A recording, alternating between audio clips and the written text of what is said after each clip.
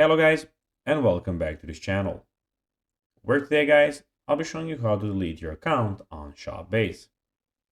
So guys, the first thing that you of course need to do is go to Google and type in shopbase.com. Now, you just need to go and of course log into your profile or register to ShopBase if you haven't already done that of course. But now guys, let's see what we actually have in front of us here.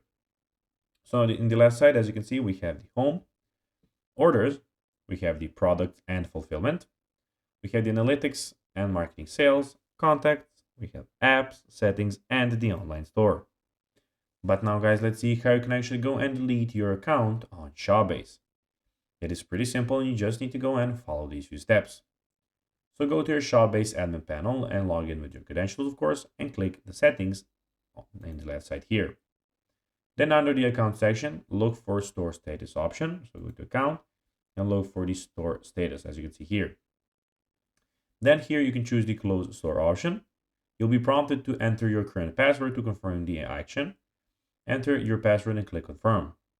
Before closing your store, make sure to contact any third-party service providers you use to prevent any errors caused by this process.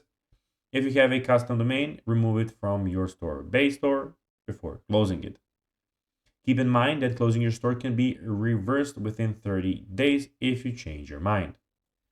So guys, that will be everything for this video. I hope that you found this video informative and entertaining guys. If you did, don't forget to like this video, share it, subscribe to the channel, and put the notifications on, as guys, this really helps us grow our channel. So if you have a few seconds, it will be pretty cool if you could do this for us. So guys, as I already told you, I hope that you enjoyed the video. And guys, as always, I'll be seeing you in the next video on this YouTube channel. Until then, bye guys.